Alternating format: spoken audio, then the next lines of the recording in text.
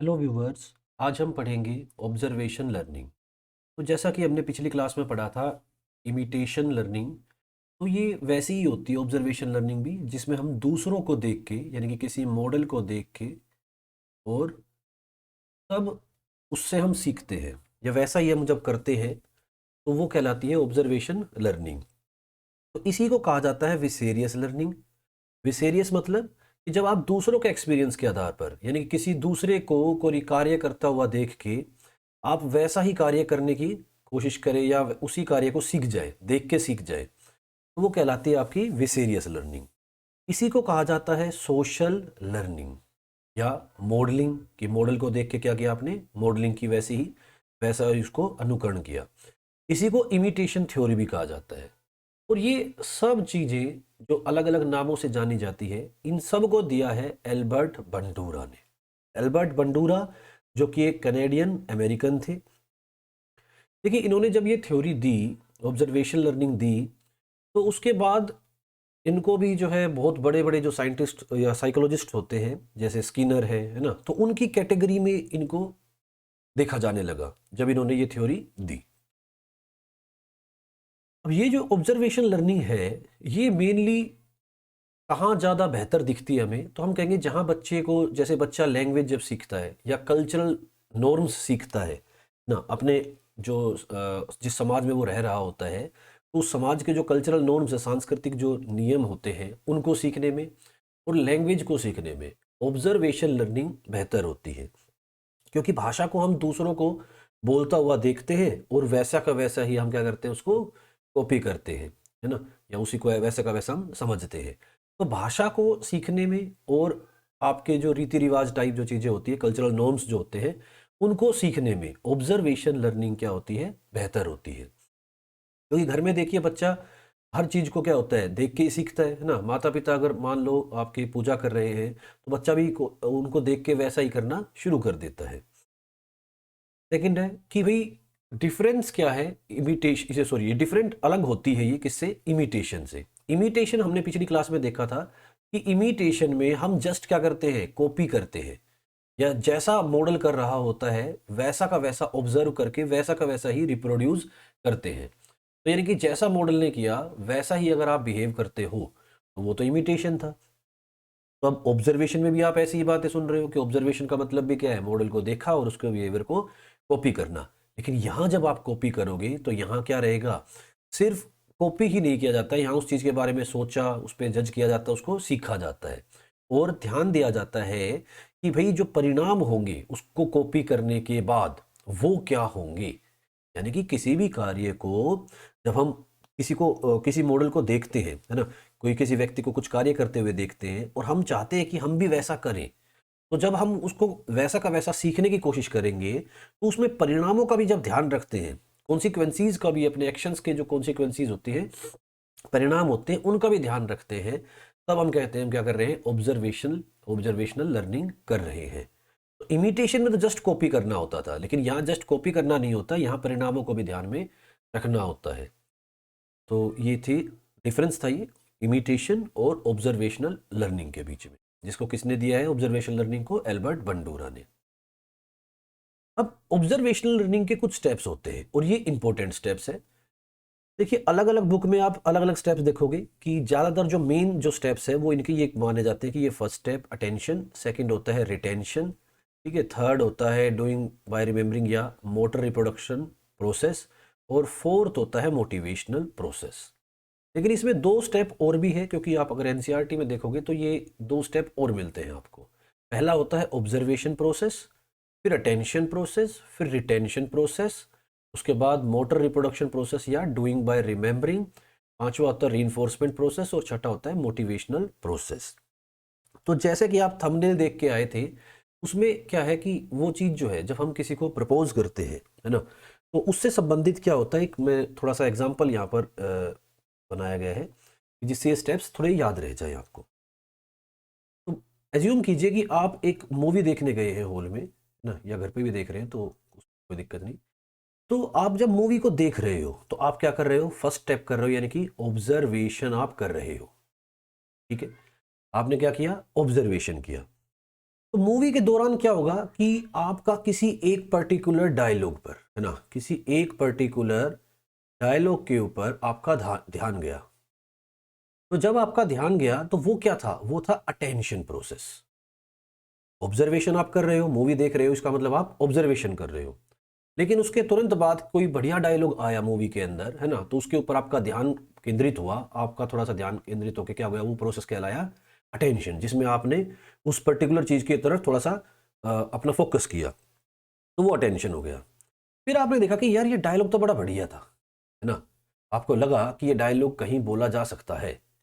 मान लो इस मूवी में इसी डायलॉग के कारण क्या हुआ, भाई हीरो ने हीरोइन को प्रपोज किया और थोड़ा अलग तरीका था, तो इसलिए जो है हीरोइन ने एक्सेप्ट कर लिया प्रपोजल, है ना।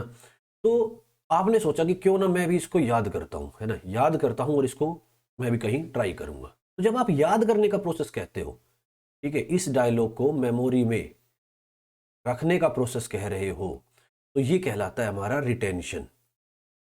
ठीक है, आपने ऑब्जर्व किया, ऑब्जर्व हम बहुत सारी चीजें करते हैं, लेकिन मैंने कहा ना कि हर चीज को हम लर्निंग के प्रोसेस में नहीं ले जाएंगे, है ना। हमने क्या कहा कि ऑब्जर्व तो हम बहुत कुछ चीजें देखते रहते हैं, देखते रहते हैं, देखते रहते हैं।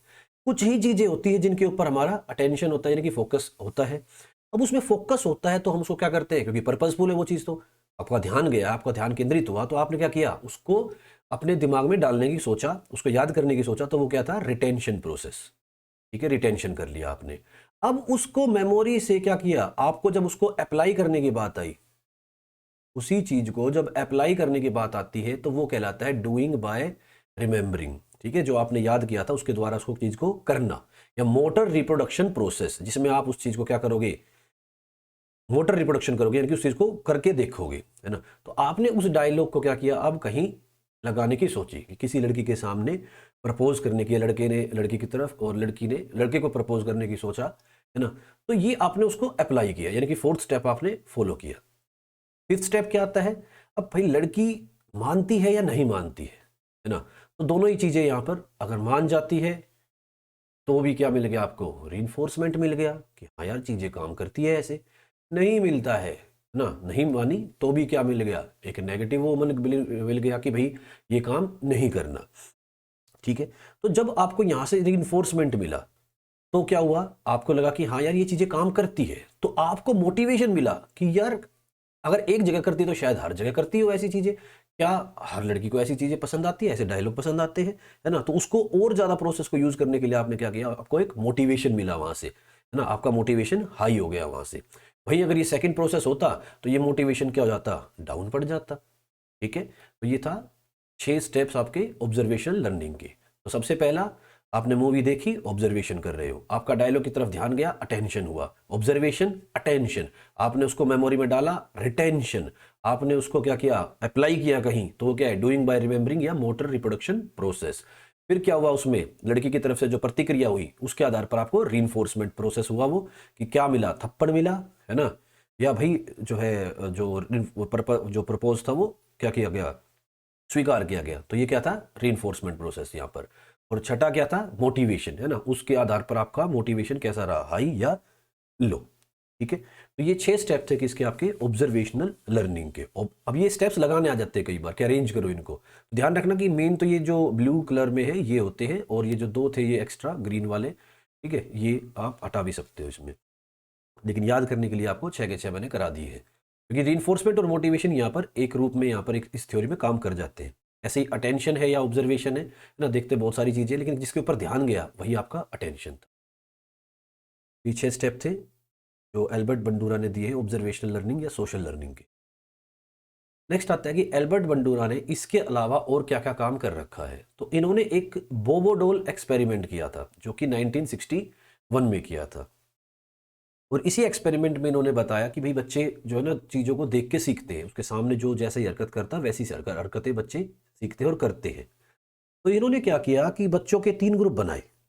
पहले ग्रुप में क्या किया, एक्सपेरिमेंट ही है ना, तो एक्सपेरिमेंट में अलग अलग ग्रुप्स बनाए गए। पहला जो ग्रुप था उसको, उस ग्रुप को जो है उन्होंने एक चीज़ दिखाई, यानी कि एक मूवी दिखाई, एक फिल्म दिखाई गई। उसमें क्या किया जा रहा था कि डोल को हैमर से, यानी कि हथौड़े से मारा जा रहा था, और डोल के अंदर से शाउटिंग की आवाज़ आ रही थी। तो भाई ये तो हिंसात्मक चीजें देखी बच्चे ने, है ना। मूवी में क्या देखा कि एक डोल को हथौड़े से मारा जाता है, डोल जो है चिल्ला रही है। दूसरा ग्रुप जो था उसने नॉन एग्रेसिव मॉडल था ये, यानी कि इन्होंने जो है ऐसी जो है एग्रेशन वाली चीज़ें नहीं देखी, नॉर्मल चीज़ें दिखा दी उन्होंने। और तीसरे ग्रुप क्या था, कंट्रोल ग्रुप था, जिसको कुछ भी नहीं दिखाया गया। अब इन तीनों ग्रुप के बच्चों को एक रूम में लेके जाया जाता है, ऐसा रूम जिसमें क्या है, अट्रैक्टिव टॉयज रखे गए थे, लेकिन उनको कहा गया था कि आपको क्या नहीं करना, इनसे खेलना नहीं है। तो उस समय तो कोई परफॉर्मेंस दिखी नहीं, क्योंकि बच्चों को जब खेलने के लिए कहा ही नहीं गया तो क्या करेंगे वो। फिर क्या किया कि वो टॉयज देखने के बाद, जैसे मान लो ये रूम था, इधर से गए है ना, तीनों ग्रुप को भेजा रूम में और इधर से निकाल दिया, तो देखते हुए चले गए वो। फिर क्या किया गया, एक एक बच्चे को है ना, इंडिविजुअली जो एक एक ग्रुप के जो बच्चे थे, तो उनको कहा गया कि चलो आप जाके खेल लो। अब पहले पहले वाले नंबर का जो ग्रुप था उसका नंबर आया, तो वो जाके जब खेलने लगे तो उन्होंने क्या करा, वो परफॉर्म कर रहे थे वही जो उन्होंने उस मूवी में देखा था। मतलब पहला ग्रुप जो था वो उन खिलौनों के साथ वैसे ही खेल रहा था जैसे उस मूवी में कोई जो मॉडल रहा होगा या हीरो रहा होगा वो खेल रहा था, है ना, कि हैमर करता है डोल को और फिर डोल चिल्लाती है, वैसा कुछ उन्होंने किया। दूसरे जो ग्रुप था उसने क्या किया, नॉन एग्रेसिव मॉडल दिखाया। नॉन एग्रेसिव मॉडल मतलब कि उन्होंने उनके साथ ऐसे जो जो वायलेंट जो ऐसी जो हरकतें थी ऐसा वो उन्होंने कुछ नहीं किया, उन्होंने सिर्फ क्या किया, उनके साथ प्ले किया, इनकी खेल लिया, है ना, जैसा वही उनको मूवी में दिखाया गया हुआ। और तीसरे ग्रुप के बच्चे थे ऐसे जो सिर्फ खाली क्या कर रहे थे, उन्होंने क्या था यहाँ पर कंट्रोल ग्रुप था, है ना, उनको कोई मॉडल दिखाया नहीं गया था, तो उन्होंने अपनी मर्जी से क्या किया उनके साथ, मतलब कुछ किया या नहीं भी किया ऐसा, ठीक है। तो यहाँ से रिजल्ट क्या निकल के आया कि यार बच्चों को जो चीज़ दिखाई जाती है ना, चिल्ड्रन क्या करते हैं, इमिटेट करते हैं उस बिहेवियर को जो उनको दिखाया जाता है, ठीक है, जो मॉडल करके दिखाता है जिस रोल को, उसको बच्चे क्या करते हैं, इमिटेट करते हैं, चाहे वो मॉडल एग्रेसिव ही क्यों ना हो। इसका मतलब कि जो बच्चे होते हैं वो उसके सामने जैसे भी लोग होते हैं, है ना, उनके टीचर्स हो गए, तो उनके पेरेंट्स हो गए, है ना, सबको क्या करते हैं वो इमिटेट करते हैं, उनसे सीखते हैं, ठीक है। तो ये थी एल्बर्ट बंडूरा की थ्योरी। तो हम जैसे क्या खेलते हैं, चोर सिपाही का गेम खेलते हैं, तो वो भी क्यों खेलते हैं हम, क्योंकि हम देखते हैं मूवीज में, है ना। हमने अभी अभी जो प्रपोज करने वाली जो बातें कही, ये भी क्या है, ये भी आपकी सोशल लर्निंग के कारण ही है कि आप मूवीज में देखते हो, है ना, आप सोशल मीडिया पे देखते हो, ऐसा आपने जो है बचपन से क्या है जब भी देखा होगा, इधर उधर गानों में देखा होगा, तो ऐसा देखा है कि प्यार का इजहार ऐसे होता है ना। इसीलिए हम क्या करते हैं, इसी जो चीज देखी वैसा ही हम करने की कोशिश करते हैं, ठीक है। तो ये क्या था, हमारी सोशल लर्निंग की थ्योरी थी। तो भाई एल्बर्ट बंडूरा ने क्या बताया, बोबोडोल एक्सपेरिमेंट किया, पहली चीज। दूसरी चीज जो है एल्बर्ट बंडूरा बताते हैं रेसिप्रोकल डिटर्मिनिज्म क्यों। रेसिप्रोकल डिटर्मिनिज्म क्या मतलब होता है इसका, इसको हिंदी में बोलते हैं परस्पर नियतिवाद। ये कहते हैं कि इंसान जो है ना वो एक इस तरीके से चलता है, यानी कि उसके बिहेवियर, उसके एनवायरनमेंट और उसके खुद के जो कॉग्निशन है ना, उसके आधार पर ये तीनों चीजें क्या होती है उसके व्यवहार में आती है। मतलब क्या है जरा समझते हैं कि बिहेवियर का मतलब है यहां पर एक्शन या डिसीजंस, कि आपके जो एक्शन होते हैं या आपके जो डिसीजन होते हैं उनको कौन कंट्रोल करता है, आप जिस एनवायरनमेंट में रह रहे हो। एनवायरनमेंट मतलब कोई भी आपका एक्सटर्नल स्पेस जहाँ आप रह रहे हो, है ना, आपकी कॉलोनी, आपका गांव, आपका शहर, या यहाँ के जो लॉज है, नियम है, या इस एनवायरनमेंट में रहने वाले लोग हैं, ठीक है। तो आपका जो बिहेवियर होता है, आपका एक्शन जो होता है वो आपके एनवायरनमेंट के द्वारा प्रभावित होता है, और आपका एनवायरनमेंट आपके बिहेवियर के कारण भी प्रभावित होता है। इसी तरीके से हमारा पर्सन या कॉग्निशन जो होता है, ठीक है, कॉग्निशन का मतलब क्या है कि आपकी आपके इमोशनल, आपके फिजिकल, ठीक है, या आपके कोग्निटिव, कोग्निटिव मतलब मेंटल, ठीक है, इस प्रकार के जो जितने भी इंटरनल कंपोनेंट्स होते हैं हमारे दिमाग में, जो चीजें चलती है, ठीक है, या एक व्यक्ति से जुड़ी जो भी चीजें होती है ऐसी, वो भी क्या होते हैं, इस तरीके से इन दोनों चीजों से प्रभावित होते चलते हैं। तो मतलब क्या है कि ये कह रहे हैं कि रेसिप्रोकल डिटर्मिनिज्म है। रेसिप्रोकल मतलब ये इससे प्रभावित है, ये इससे प्रभावित है, ये इससे प्रभावित है, ये इससे प्रभावित है, तो ये आपस में एक दूसरे से क्या होते हैं, प्रभावित होते चलते हैं। और इंसान का की जो लाइफ है ना, वो इन्हीं चीजों से आपस में मिलके बनती है। रेसिप्रोकल डिटर्मिनिज्म कहलाता है। जैसे आपके एक्शंस क्या है, कंट्रोल किए जाते हैं आपके इमोशंस के द्वारा, है ना, आपके उस समय के जो मानसिक संतुलन है उसके द्वारा, है ना, आपका मानसिक संतुलन या आपके इमोशन कंट्रोल किए जाते हैं आपके एनवायरनमेंट के द्वारा, आपका एनवायरनमेंट आपके इन इमोशंस को भी कंट्रोल करता है, आपका एनवायरनमेंट आपके डिसीजंस को भी कंट्रोल कर सकता है ना। तो ये सब क्या है, चीज़ें एक दूसरे से के ऊपर संबंधित होती है। इसी को कहा जाता है रेसिप्रोकल डिटर्मिनिज्म, और जिसको बताया है एल्बर्ट बंडूरा ने। नेक्स्ट चीज कहते हैं एल्बर्ट बंडूरा सेल्फ एफिकेसी के बारे में बताते हैं। सेल्फ एफिकेसी क्या होती है? सेल्फ एफिकेसी का मतलब है कि एक व्यक्ति का बिलीफ कि भाई उसके अंदर क्या है, एक पर्टिकुलर सिचुएशन में कामयाब होने की एबिलिटीज है। तो यानी कि आपके अंदर जो अपने आप को किसी सिचुएशन में कामयाब होने की आपके अंदर अगर खुद के अंदर क्या है, उससे संबंधित एक पॉजिटिव जो कहते हैं ना कि कॉन्फिडेंस है ना, वही क्या आपकी सेल्फ एफिकेसी कहलाती है। यानी कि आत्म प्रभावकारिता, कि आपको खुद से कैसे लगता है कि मैं उस चीज़ में कामयाब होऊंगा या नहीं होऊंगा, है ना। आपका एग्जाम है तो आपको खुद से लगने लग जाता है कई बार कि यार इतनी पढ़ाई अगर मैंने की है तो मेरा एग्जाम निकलेगा, है ना। और कई बार हमें खुद को क्या लगता है कि यार शायद मुझसे तो नहीं हो पाएगा, है ना। तो हम जब हमारी खुद की क्या होती है, एक पॉजिटिव जो बिलीफ होता है अपने ऊपर, ठीक है, कि मैं उस पर्टिकुलर सिचुएशन में कामयाब होऊंगा ही होऊंगा, तो उसको बोलते हैं सेल्फ एफिकेसी। तो ये चीज़ भी किसने बताई है? एल्बर्ट बंडूरा ने। तो एक बार देखते हैं क्या क्या बातें हुई। तो पहला तो ऑब्जर्वेशन लर्निंग या विसेरियस लर्निंग या सोशल लर्निंग या मॉडलिंग या इमिटेशन थ्योरी, सब किसने दिए हैं? एल्बर्ट बंडूरा ने दिए हैं। ऑब्जर्वेशन लर्निंग के द्वारा हम क्या, लैंग्वेज और कल्चर नोट्स जैसी चीज़ें जो होती हैं ये थोड़ा जल्दी सीख जाते हैं। इमिटेशन से ये अलग होता है क्योंकि इसमें क्या है, परिणाम भी सोचे जाते हैं। उसके बाद हमने इसके 6 स्टेप्स देखे कि कौन कौन से 6 स्टेप्स होते हैं: observation, attention, retention, motor reproduction process, और रिइंफोर्समेंट प्रोसेस और मोटिवेशन प्रोसेस। ध्यान रखना, पहला स्टेप पूछा जाता है तो आपका अटेंशन इसमें मेन बनता है क्योंकि ऑब्जर्वेशन वहाँ नहीं होगा। नेक्स्ट है एल्बर्ट बंडूरा के कुछ कार्य थे कि जैसे इन्होंने बोबोडोल एक्सपेरिमेंट दे रखा 1961 के अंदर।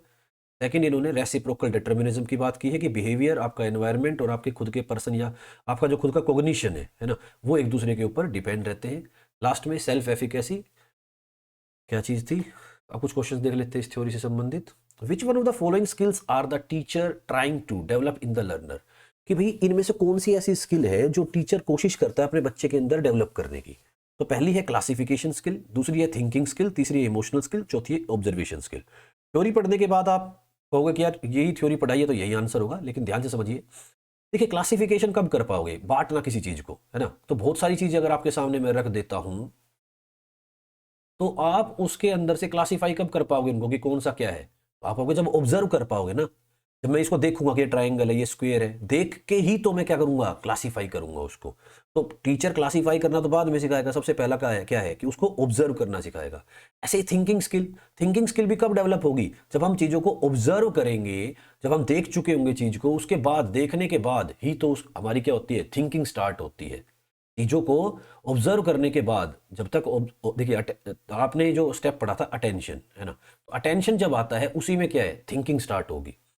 इमोशनल स्किल, तो इमोशनल स्किल में भी क्या होता है कि इमोशनल स्किल्स को भी हम डायरेक्ट वो नहीं कर सकते कि टीचर इमोशनल स्किल डेवलप करना चाहता है आपके अंदर, है ना। टीचर मेनली क्या करेगा, ऑब्जर्वेशन स्किल डेवलप करना चाहेगा आपकी, कि आप जितना बेहतर ऑब्जर्व कर पाओगे चीज़ों को उतना ही बेहतर सीख पाते हो, है ना, क्योंकि देख के हम बहुत सारी चीज़ें सीख जाते हैं।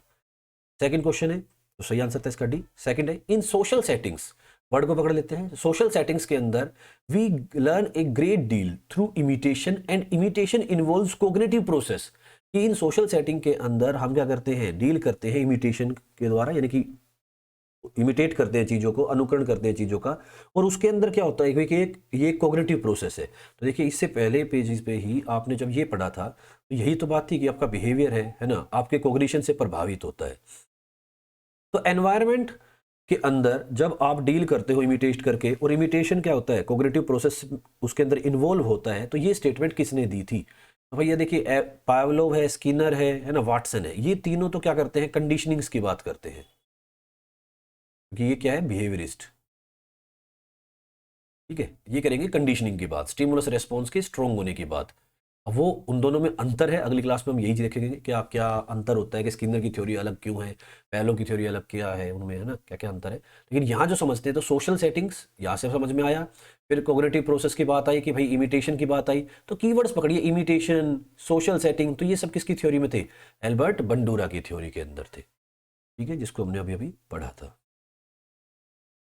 धन्यवाद भाई वीडियो को देखने के लिए, है ना। मुस्कुराते रहिए, सीखते रहिए। सीखना बहुत ही आसान प्रोसेस है अगर थोड़ी सी कोशिश करते हैं हम तो। और आपके लिए लगातार मेहनत करते रहेंगे हम, आपके हार्ड वर्किंग टीचर। और भैया आप थोड़ा सा सब्सक्राइब कर दीजिए अगर वीडियोस पसंद आ रही है